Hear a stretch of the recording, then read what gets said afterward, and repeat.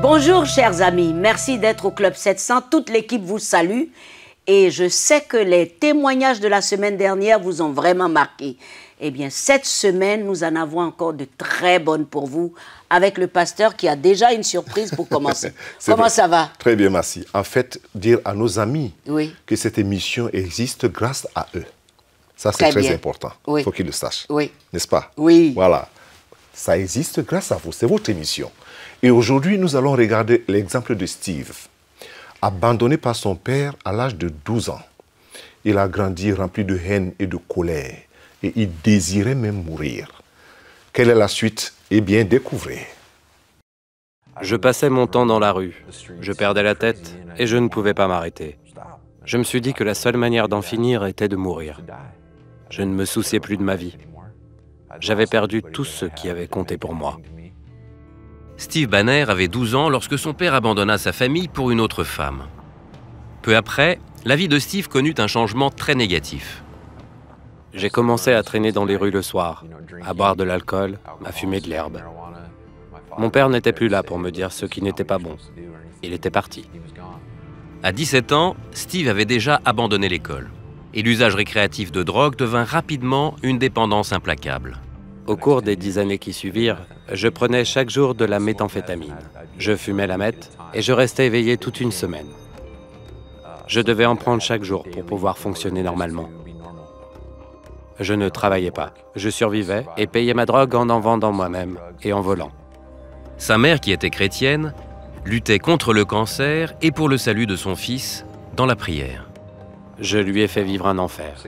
6 mois avant le décès de ma mère, elle m'a parlé droit dans les yeux et a dit « Mon ami et moi avons prié pour toi et j'ai un message à te dire. » Elle a continué, disant « Dans 5 ans, tu ne seras plus la même personne. Tu n'auras plus la même apparence. Tu n'agiras plus de la même manière. Les gens ne te reconnaîtront plus. » Je l'ai regardée et je me suis mis à rire avant de me lever pour partir. Quand sa mère mourut, il se servit de la meth pour bloquer sa rage et sa douleur. La méthamphétamine me rendait insensible. Je ne ressentais plus la douleur. Je ne ressentais plus rien. Pourtant, j'étais très en colère. Plus rien n'avait d'importance. Ni le travail, ni la famille. Plus rien n'avait d'importance. Après des années de drogue et d'activités criminelles, Steve fut surpris en train de cambrioler une maison. La police l'attrapa dans les toilettes d'un commerce non loin de là. Sur le moment, je me suis dit que je n'allais pas aller en prison. J'allais plutôt mourir. J'ai sorti un grand couteau et j'ai ouvert la porte des toilettes. Ils m'ont dit de lâcher mon couteau, mais je ne voulais pas. Et je leur ai dit que s'ils s'approchaient, je les tuais. Il a levé son arme et il allait tirer. Mais son partenaire a utilisé son pistolet à impulsion électrique. J'ai été touché à la nuque. Je suis tombé par terre. J'ai lâché le couteau. En prison, il fut placé sous surveillance pour éviter toute tentative de suicide. Je voulais mourir. Je me le répétais sans cesse, chaque jour. Je devais trouver le moyen de me tuer. J'avais compris que tout ce que j'avais fait, ma vie entière, n'avait causé que souffrance et douleur à des gens qui ne le méritaient pas. Je me suis regardé en réalisant quel monstre j'étais devenu. J'étais rempli de colère et de haine, accro à la drogue. Je ne savais plus comment gérer. Je ne savais pas quoi faire. Un codétenu du même bloc cellulaire de Steve l'encouragea à se tourner vers Dieu. J'ai pris une Bible. J'ai commencé à la lire. Et les mots me sautaient au visage. J'ai pu apprendre que je pouvais être pardonné pour les choses horribles que j'avais faites. Seul dans sa cellule, Steve demanda à Dieu de lui pardonner ses fautes. J'ai dit, « Seigneur, si tu sais mettre de l'ordre dans ma vie, tu peux l'avoir. Je ne vaux rien.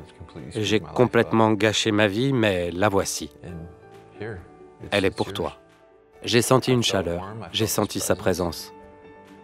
Je savais que je venais de prendre une décision pour Christ et j'ai repris espoir. Je me suis réveillé un jour, peu après, et je me suis mis à sourire. C'était la première fois depuis 20 ans que je souriais. Quand je l'ai réalisé, j'en ai eu la chair de poule. Steve dit que Dieu l'a immédiatement libéré de sa dépendance à la drogue. À ce moment, il lui apparut que cela faisait 5 ans que sa mère lui avait dit que sa vie allait changer. Tout a changé. J'étais heureux. J'allais devoir passer 7 ans en prison Et je n'étais pas inquiet. J'avais la paix. Après avoir purgé sa peine, Steve fut libéré de prison en 2014. Le vide que le rejet de son père avait causé avait finalement été comblé par l'amour de son Père céleste. J'ai ressenti un amour que je n'avais plus connu depuis tant d'années. J'ai un Père sur qui je peux compter maintenant. Il ne m'abandonnera jamais, ni ne me délaissera.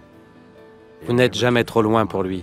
Tant que vous êtes vivant sur terre, Dieu peut aller vous chercher même au fond de votre enfer. Il peut vous en tirer et vous mettre à l'abri sur le rocher. Il peut arranger votre gâchis, quoi que vous ayez fait. Il n'est jamais trop tard. Tant que vous êtes encore vivant, il n'est pas trop tard. Vous pouvez vous tourner vers Jésus et lui demander de l'aide. Il répondra à votre appel. Comme l'histoire le montre, vous avez vu comment Steve a lutté toutes ces années avec un esprit de rejet. Pourquoi son père les a quittés pour une autre femme? Qui a la réponse? Vous savez, aucun enfant n'a de réponse à une telle question. Et à cause de cela, toutes les mauvaises réponses viendront bombarder vos pensées et vous pousser à des comportements qui vont vous détruire et déranger la société. Mais la seule et vraie et bonne solution a un nom, Jésus-Christ. Oui, c'est le seul qui est venu pour guérir les cœurs brisés, libérer les captifs de leur détresse. Et si tu es comme Steve, si tu as été abandonné par un père ou une mère, arrête-toi un instant et prie avec moi pour être touché aussi par ce merveilleux Sauveur qui a guéri totalement Steve et qui l'a restauré. Alors dis tout simplement, Seigneur Jésus, je ne sais pas ce qui s'est passé, je n'ai pas de réponse, mais tu es la solution à tout problème. Aide-moi. Je m'abandonne entre tes mains, comme Steve l'a fait. Je me dépose totalement entre tes mains. Guéris mon cœur blessé, guéris mon cœur brisé. Aide-moi à m'en sortir, parce que je veux désormais vivre la vie pour laquelle tu m'as créé. Oui, Dieu vous a créé avec un objectif. Vous n'êtes pas là au hasard ou par hasard. Il a un plan pour vous. Il a dit, les desseins conçus à l'avance se sont fidèlement accomplis. Mais cela ne peut s'accomplir que quand vous venez à lui, vous vous déposez entre ses mains. Et là, le miracle commence. Dieu est capable, quel que soit ton âge, que tu aies 20 ans ou 80 ans, fais la paix avec le Seigneur. Dépose-toi entre ses mains et tu verras des lendemains lumineux, loin des ténèbres. Que Dieu te bénisse parce que je sais que ce Dieu à qui je me suis donné il y a plus de 20 ans a fait la même chose pour moi. Il peut le faire pour toi. Il est fidèle. Sois béni. Merci Massi. Il est vraiment fidèle. Oui. Et que tous les Steve soient guéris maintenant. Mais ne nous quittez pas. À tout de suite.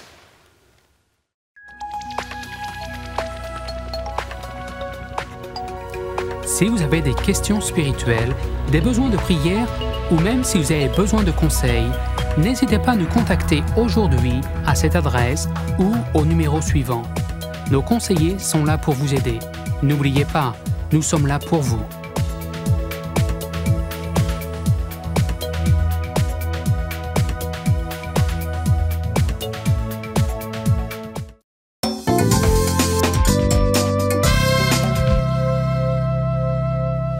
Bienvenue de nouveau au Club 700 pour recevoir en même temps que moi, Madeleine, qui va nous parler d'un petit parcours qui fait beaucoup de bien. Bonjour Madeleine. Bonjour Massi. Merci d'être venue dans notre studio. C'est un plaisir. Alors, quelques épreuves dans la vie peuvent vous pousser à prendre certaines décisions qui ne sont pas forcément agréables. Et je sais que dans votre parcours, il y a eu des moments où vous vous êtes senti frustré et quelque chose s'est passé, mais Dieu merci, vous êtes revenu. Racontez-moi un peu cela. Bon, en tant que personne humaine, j'ai ressenti le besoin de faire un petit check-up médical et je suis allée voir un médecin que je connaissais, qui était chrétien, qui s'est étonné du fait que je pouvais à plus de 30 ans être pure. Et son rire m'a beaucoup marqué. Et resté résonné dans ma tête, à l'intérieur de moi pendant longtemps. Et il m'a fait sentir différente. Anormale? Anormale, surtout. Et avec cela, un besoin de peut-être être beaucoup plus conforme à une certaine idée, à ressembler un peu à tout le monde. Ça ne s'est pas fait du coup, mais à petite vague, il y a eu des changements qui ont commencé à se manifester en moi, au point de vraiment m'éloigner de la voie chrétienne. Et ça a été aussi un combat pour moi, parce que j'étais chrétienne, j'aimais mon Dieu, j'avais servi mon Dieu, je continuais à le servir, mais je sentais que ce que je faisais n'était pas conforme à ce que lui attendait de moi. Et j'ai dû, pas toute seule, mais avec la grâce de Dieu, avec son secours, revenir à lui. Quand je dis j'ai dû, je crois que c'est lui qui m'a ramenée à lui. Alors ça s'est passé comment, ce comeback, ce retour? Aussi graduellement, il y a une prise de conscience en se disant mais c'est pas ce que je devrais être, c'est pas ce que je devrais faire. Et mais aussi je suis restée, je sais pas, je suis restée en contact avec mon Dieu, en tombant chaque fois à ses pieds pour demander sa grâce. Avec sa parole ou bien en prenant conseil chez les grands? Avec sa parole, dans les moments de prière, au travers des prédications, mais aussi avec l'aide des serviteurs, des amis qui m'ont incité à revenir à lui. Mais c'est surtout le travail profond du Saint-Esprit en moi et la patience de mon Dieu. Et ce qui a aussi peut-être été marquant, autant c'est le regard et l'opinion d'une autre personne qui m'a un peu poussée à me remettre en question, autant au moment de revenir, c'est aussi le regard des autres qui font hésiter en se disant mais qu'est-ce que les gens vont penser, qu'est-ce qu'ils vont s'imaginer. Mais Dieu est bon et lui au moins il ne nous juge pas. Oui. Et il fallait une bonne dose. Je dirais que le travail du Seigneur en moi, ça a été surtout de me faire reprendre confiance en moi, en reprenant confiance en lui. C'est surtout ça. Parce que cette période-là a duré? Oui, bon, duré quand même. Et douloureux?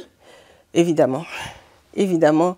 Quand on aime son Dieu, quand on connaît l'amour de Christ, quand on sait ce qu'il a été pour nous et quand on sait ce que nous avons été pour lui et quels ont été nos rêves mutuels, ses rêves sur moi et mes rêves sur lui, ça ne peut pas être agréable non plus. C'est douloureux, mais c'est bien de revenir au Seigneur. Et quand vous êtes revenu, qu'est-ce qui s'est passé? Ça s'est fait graduellement. Tout comme on s'éloigne, mais on revient aussi par à coup. On reprend confiance, on reprend, comment dire, c'est d'abord dans l'intimité. Oui. Tout doucement. Mais ça change aussi moi personnellement, ça a changé ma vision de la chrétienté, de ma relation avec Dieu. Pour moi, Dieu, c'était un Dieu parfait. Miséricordieux, c'est vrai, mais surtout avant qu'on le connaisse. Maintenant, je sais que mon Dieu est capable de tout. Il est capable de me ramener, il est capable d'oublier, mais c'est à moi aussi de faire attention pendant que je marche. Et la patience de Dieu envers moi m'a rendu plus patient vis-à-vis des autres aussi. Oui. Sa douceur m'a rendu plus doux vis-à-vis des autres. Donc, il y a cette façon de voir qui est tout à fait différente. Tout à fait différente. Donc la restauration a été totale? La restauration a été totale, mais tout comme la marche chrétienne, c'est aussi une voie de perfectionnement. Je sais aujourd'hui que en tant que chrétienne, je suis capable du meilleur et du pire. Alors je fais un effort pour aller vers le meilleur. Attention. Vous faites attention. En effet. En effet. Et Au niveau de la culpabilité, tout a été nettoyé, bien sûr. Évidemment, et je crois que c'est le premier pas à faire. Oui. Mais ça ne part pas non plus du coup. Je ne sais pas pour les autres, mais moi, ça a été graduel. Oui, oui. Et dans la prière du Notre Père, on dit « Pardonne-nous nos offenses comme nous pardonnons à ceux qui nous ont offensés. Oui. » Parmi ceux qui m'ont offensé, il y avait moi-même aussi. Et je devais me pardonner à moi-même. Oui. Et je crois que ça a été peut-être l'étape la plus difficile, c'est d'arriver à me pardonner moi-même.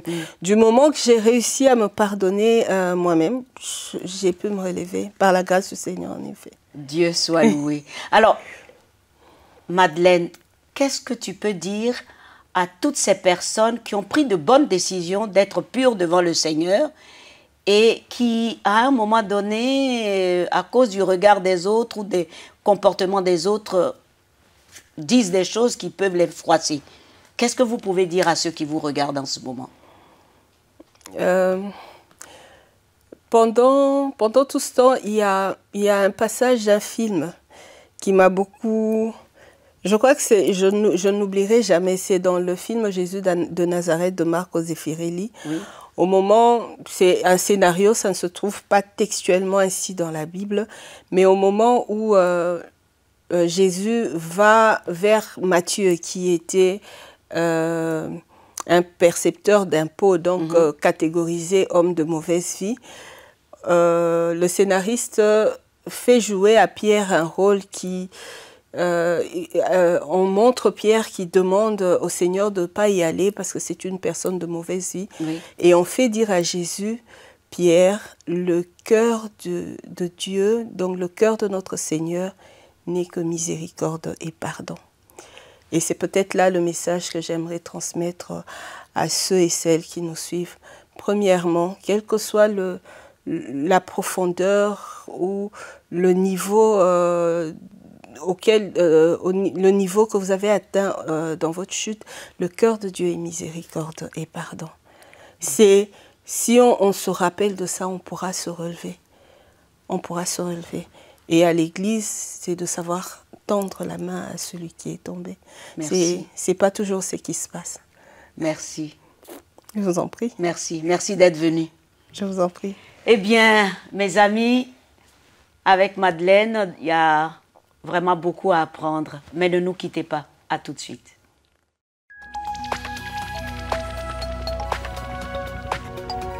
Si vous avez des questions spirituelles, des besoins de prière ou même si vous avez besoin de conseils, n'hésitez pas à nous contacter aujourd'hui à cette adresse ou au numéro suivant. Nos conseillers sont là pour vous aider.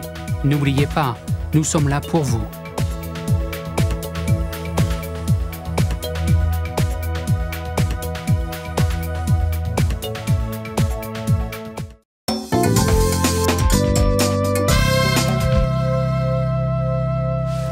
Merci de nous retrouver au Club 700. Aujourd'hui, je vais un peu parler d'un sujet un peu particulier. La véritable vie chrétienne est semblable au bois de santal. On ne le trouve pas, on ne le trouve même plus, c'est très rare. Qui sans jamais faire du mal à la hache, qui le coupe, lui donne au contraire son parfum. Voici une parole que Dieu avait donnée à Henri Souzeau. Il lui disait, « Tu souffriras publiquement la perte de ton bon renom. Et partout où tu chercheras l'amour et la fidélité, tu ne trouveras que tromperie et souffrance. » Fin de citation.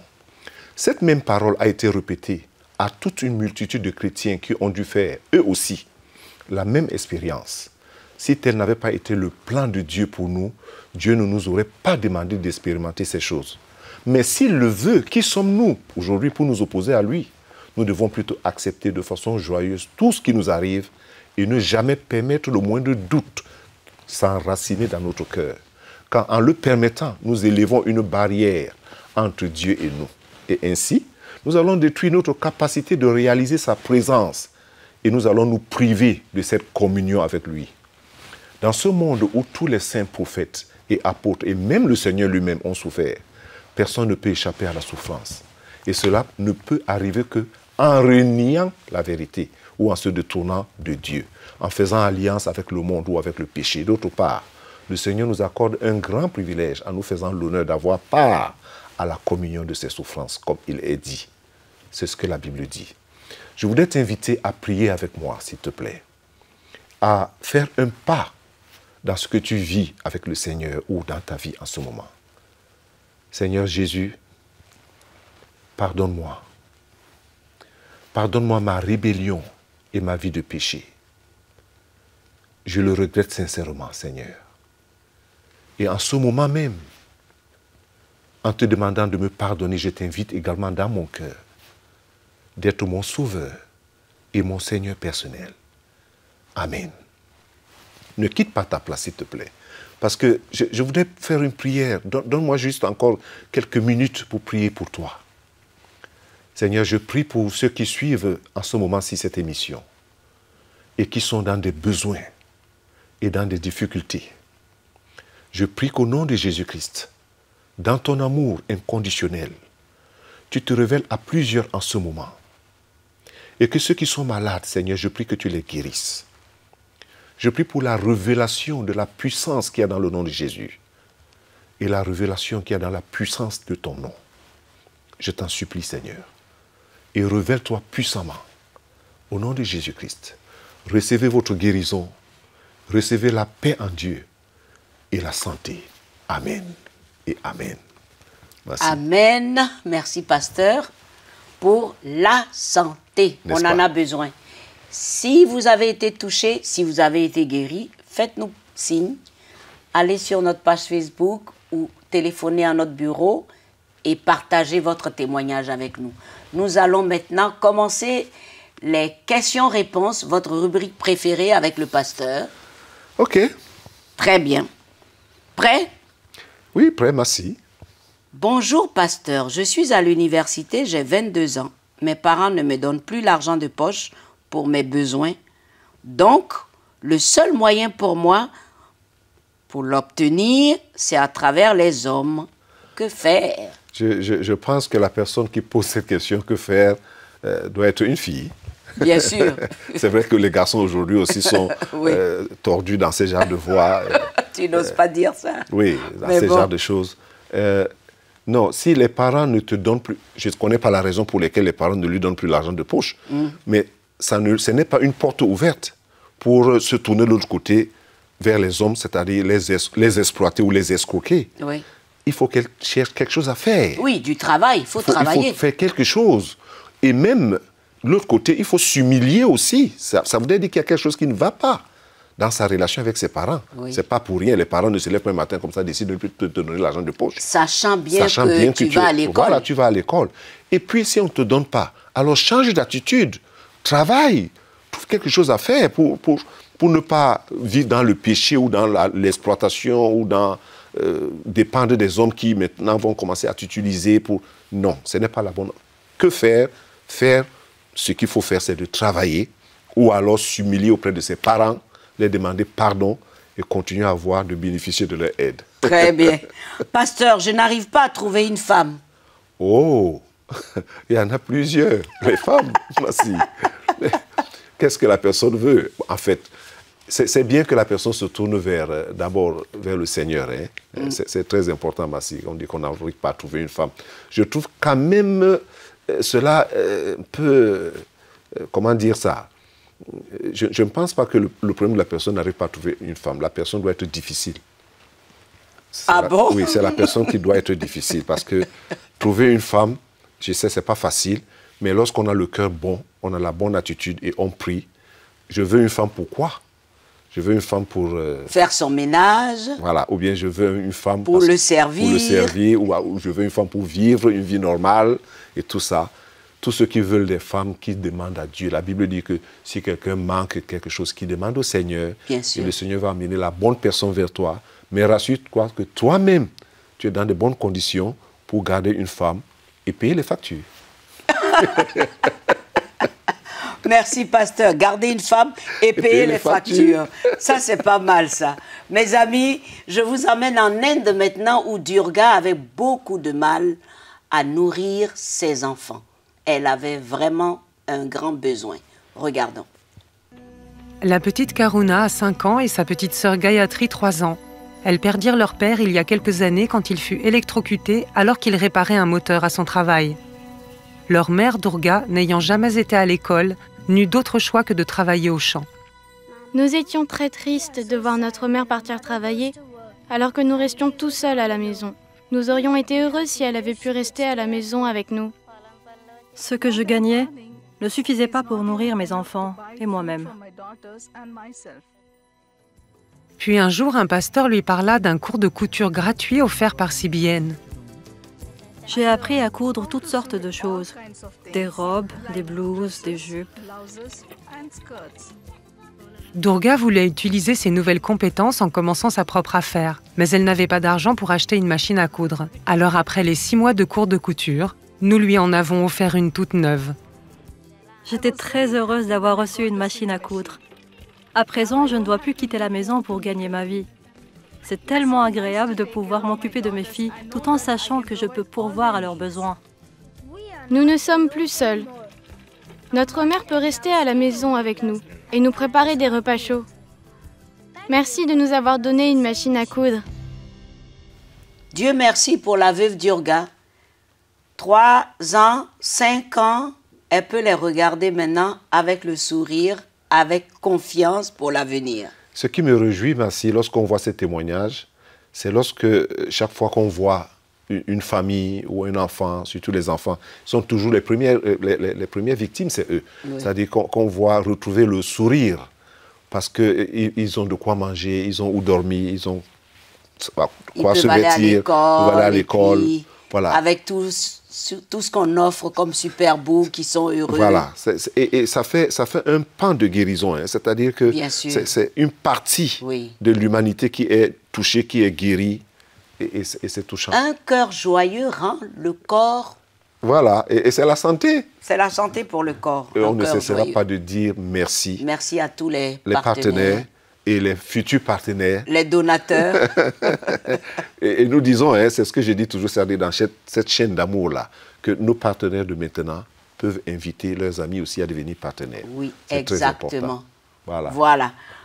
C'est terminé pour aujourd'hui. Merci d'être resté en notre compagnie. Mais vous pouvez continuer à nous suivre sur notre site et vous pouvez aussi aller sur notre page Facebook. Vous pouvez téléphoner à nos bureaux régionaux. Ils sont toujours prêts à prier avec vous et vous apporter de l'aide. Et surtout, n'oubliez pas que ce Seigneur merveilleux est vivant et qu'il vous aime. Soyez bénis. Sois béni, pasteur. Merci, toi aussi. Et surtout, gardez le sourire. Jésus vous aime. Au revoir.